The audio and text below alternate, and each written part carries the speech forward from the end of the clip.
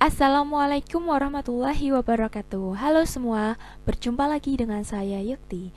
Di video kali ini kita akan membahas materi SKD CPNS untuk TKP, tes karakteristik pribadi. Di video kali ini kita juga akan membahas materi secara rinci dan trik mengerjakan TKP.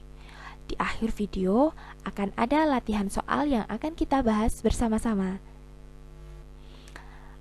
TKP itu sebenarnya mudah. Kenapa begitu? Iya, asal kita tahu trik dan keywordnya. Jadi ada kata kunci yang mendasari mengapa TKP itu bisa kita pegang kuncinya dan kita mudah mengerjakannya. Buat kalian ingin tahu apa saja, simak video ini sampai selesai ya.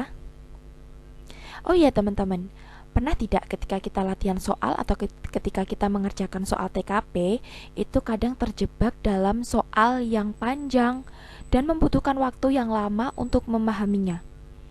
Tak jarang juga jawaban yang dihadirkan, yang disuguhkan itu juga mirip-mirip sekali sehingga membuat kita bimbang mau memilih yang option yang mana. Oke, semoga dengan kalian menyaksikan video ini sedikit membantu kita untuk belajar TKP. Langsung saja, untuk yang pertama ada pelayanan publik. TIK, orientasi kepada orang lain, kemampuan beradaptasi, kemampuan mengendalikan diri, kemampuan bekerja mandiri dan tuntas, kemauan dan kemampuan belajar berkelanjutan, orientasi pada pelayanan, sosial budaya, kreativitas dan inovasi, profesionalisme, jejaring kerja, integritas diri, semangat berprestasi, kemampuan mengkoordinir orang lain, dan kemampuan bekerja sama dalam kelompok. Oke teman-teman, kita lanjutkan secara rinci ya. Yang pertama, pelayanan publik. Pada komponen pelayanan publik, itu biasanya ciri-cirinya terdapat unsur kebijakan publik. Nah, kita mengerjakannya cari yang paling menguntungkan masyarakat banyak. Jadi ketika itu menguntungkan orang lain atau masyarakat umum, silahkan pilih jawaban itu ya teman-teman. Cari yang paling menguntungkan masyarakat banyak. Biasanya soalnya itu ada kebijakan publik ya, seperti ini. Nah, kemudian kita itu memilihnya yang menguntungkan orang banyak atau masyarakat luas. Untuk yang kedua, yaitu TIK, ada unsur teknologi dan komputer. Cari yang paling maju dan canggih. Kemudian, yang selanjutnya ada orientasi kepada orang lain. Biasanya dihadapkan dalam situasi kelompok. Nah, kita disuruh untuk pilih yang berorientasi pada orang lain di dalam tim atau kelompok. Misal, mohon maaf ada salah ketik ya, itu harusnya rekan kerja. Kemudian adalah kemampuan beradaptasi.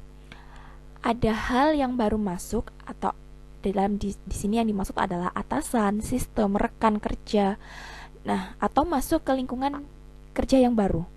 Nah, kita harus memilih yang mencerminkan sifat yang supel, adaptif, komunikatif, mau mencoba hal baru yang ada. Jadi kita tidak boleh menutup diri.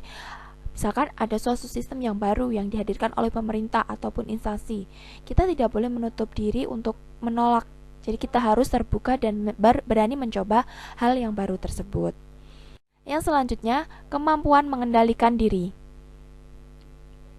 Ciri-cirinya yaitu ada ujian, misal gagal ujian, rugi, ataupun bangkrut.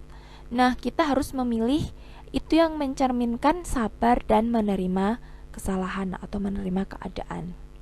Lalu yang selanjutnya adalah kemampuan bekerja mandiri dan tuntas. Biasanya akan dihadirkan situasi yang menghalangi kita menyelesaikan tugas, bisa sakit, ataupun ada tugas lain, mendapatkan tugas lain, kemudian rapat, ataupun yang lainnya, masalah keluarga dan seterusnya. Nah, kita harus memilih yang mengerjakan tugas oleh diri sendiri dan selesai ya teman-teman. Jadi jangan sampai itu dilimpahkan kepada teman kita atau bahkan mau mengulur waktu supaya waktunya itu dihabiskan, itu jangan teman-teman. Jadi harus kita kerjakan sendiri. Next, kita lanjut untuk yang nomor 7, kemauan dan kemampuan belajar berkelanjutan. Nah, biasanya akan ada unsur diklat, pendidikan, les, bimbel, kursus maupun yang lainnya. Bahkan bisa untuk pendidikan yang lebih tinggi ya, maksudnya bisa untuk melanjutkan ke jenjang yang lebih tinggi. Nah, pilihan kita itu harus yang keinginan belajar tinggi dan terus menerus, jadi tidak boleh menolak. Untuk yang nomor 8 adalah orientasi pada pelayanan.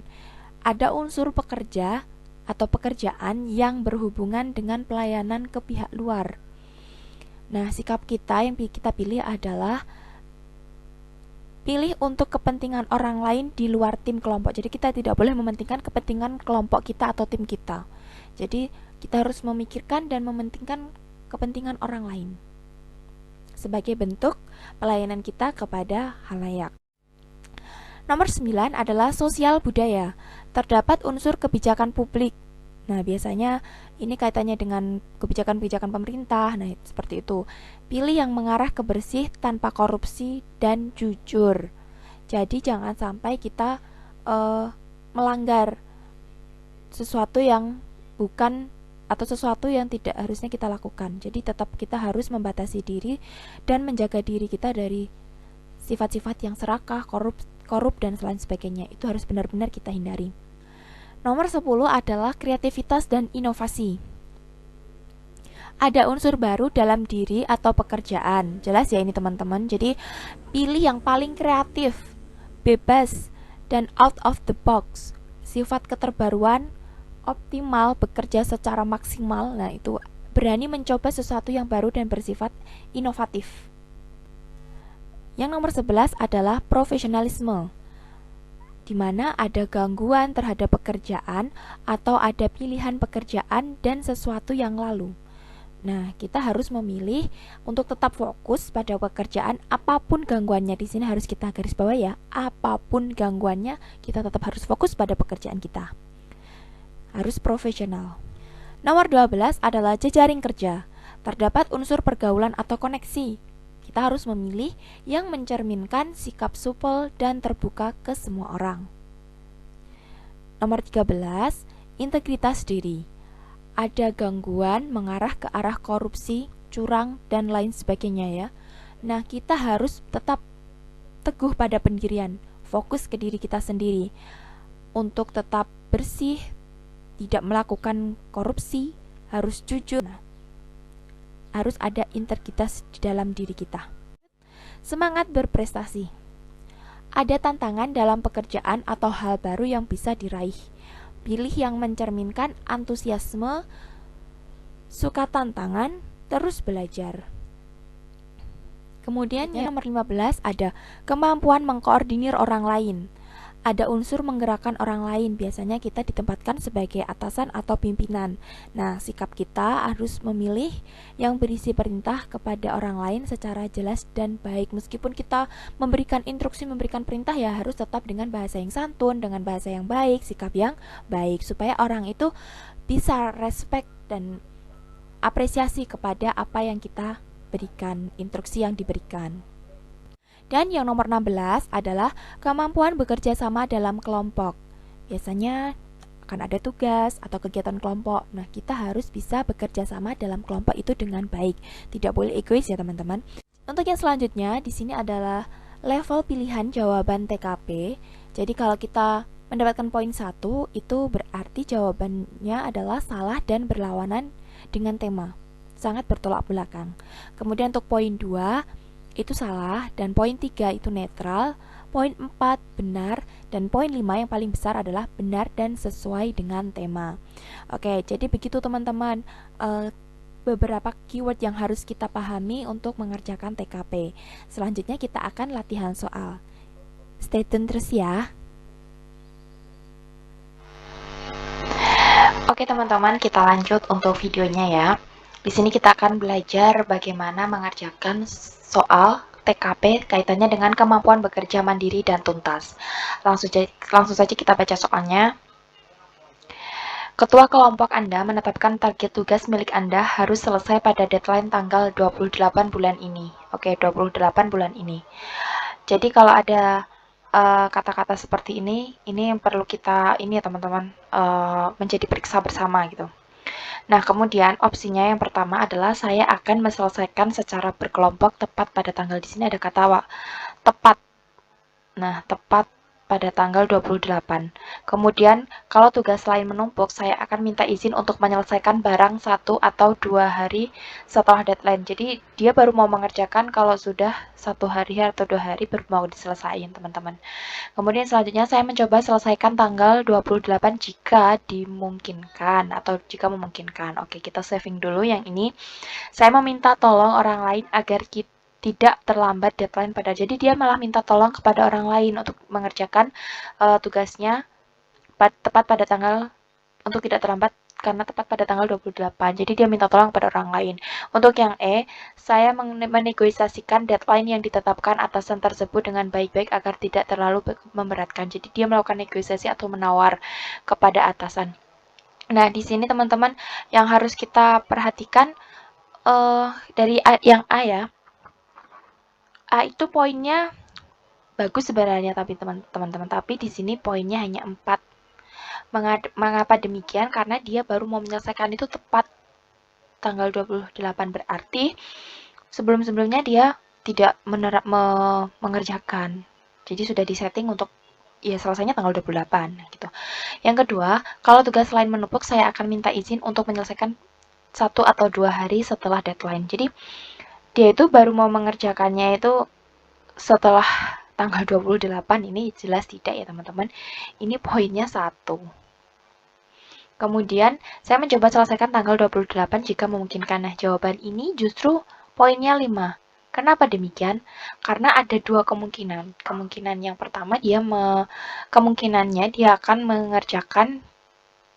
menyelesaikannya itu tanggal 28. Jadi kan ini gini. Tugasnya ini kan tanggal 28 paling akhir ya. Nah, ditetapkan targetnya. Nah, milik Anda itu kan milik pribadi nih. Kalau yang A tadi, itu kan saya akan selesaikan secara berkelompok. Nah, benar, tapi secara berkelompok. Nah, kalau yang C ini, saya mencoba menyelesaikan tanggal 28 jika memungkinkan.